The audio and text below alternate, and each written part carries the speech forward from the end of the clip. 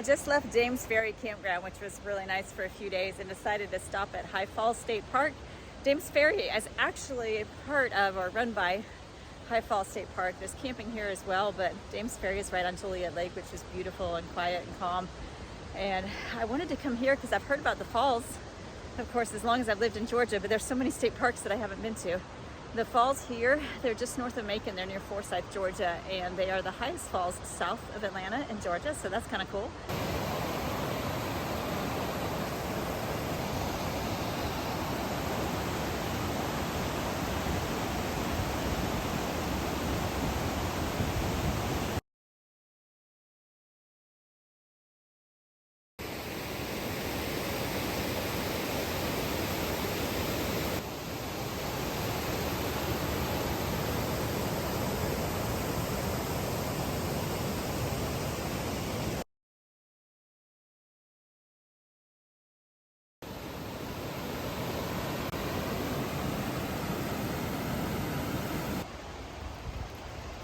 Just thinking this trail wasn't very well marked, but I guess I was just off on a little side trail down by the water. There's a few red diamonds around. I guess I'm supposed to go that way. It's a beautiful, beautiful area, and this little trail is the Falls Trail. It is only about a mile, but it's got lots of rocks and steep inclines and up and down hills, so good just to get a little workout on my way back to Atlanta. Crossing a nice little creek right here. Of course, got a drink. And we're kind of taking the high route now away from the falls. I have to say the markings on this trail are a little confusing. I just came across that bridge down there, and trail is marked that way. Trail is also up here and over there. So I can't go three ways at once. I'm going to take a peek over here, and then I think I'll go up behind me. Well, that mystery is solved. If I come from the bridge and follow the trail that way, I would have come up to the same spot here by the rocks and then on around. And what I came up was not true trail. I guess it was just, I thought, a user-generated trail up to see the peak, but I should have been following directions. For being pretty short, this is actually a cool little trail. Parts of it here remind me a bit of the AT, so I guess if you're wanting to train for the AT and you live south of Atlanta, this would be a great place to come. I know there's a couple of other trails here as well that are probably, I would assume, similar terrain without the waterfalls. And here is yet another mixed up sign. So I think that maybe is an access trail, not sure, but I'm gonna go ahead and go on up this way, maybe catch a view of the falls before I finish.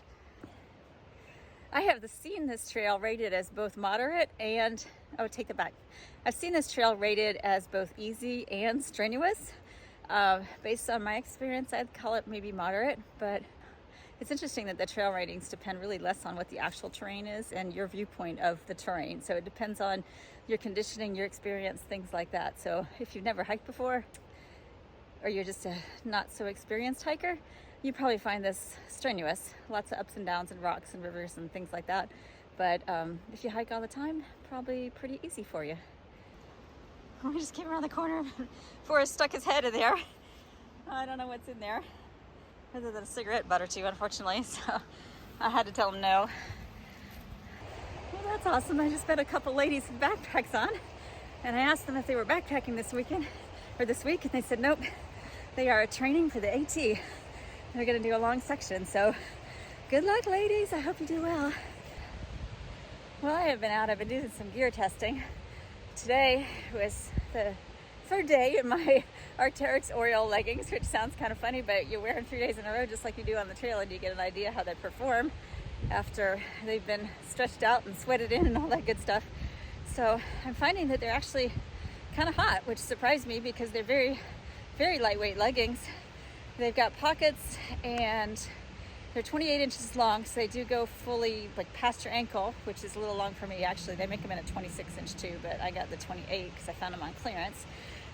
But anyway, yeah, I'm not loving them because they just feel kind of hot and sticky and clammy a little bit. And when it was colder, the wind went right through them, which it will do with leggings, but like with my Columbia leggings, I had a little bit more sense of insulation and warmth, not quite as thin as the material for these. So I was hoping that these would end up being my PCT leggings, but I don't think they're going to make the cut this year. We are back in the van and ready to head back to Atlanta. Our total hike was about 2 miles today. The trail is rated at 1.1, but we did a lot of little side trails and loops and that kind of thing. So it was a little bit more, and you might be wondering why I'm doing such a short amount for a training hike, but I'm also looking at kind of degree of difficulty and what the qualities of the trail are. When I did the AT and I was thinking about the training that I could have done beforehand, the two things that I wish I had done more of were cardio to get me up the hills and step-ups, because there were so many rocks and things to climb over, boulders and all of that. So I am, for the PCT, looking for places that have a lot of up and down, muddy, because sometimes they're slippery, roots, creek crossings, all of that kind of stuff. So the more kind of gnarly the trail is, the better. So even if it's not that long, putting my body through the paces and making sure that all my tendons and joints are in good shape, it takes a while to get those things back, and I don't want to hit the trail and suddenly find out I've got knee problems or foot problems and that sort of thing. So I'm trying to work out all of those little muscles, joints and things to make sure that I'm prepared for the trail, and the cardio conditioning and the endurance will come as I build up my days. So that is my plan right now. Oops, there he is, little tiny bluebird. Hello, bluebird.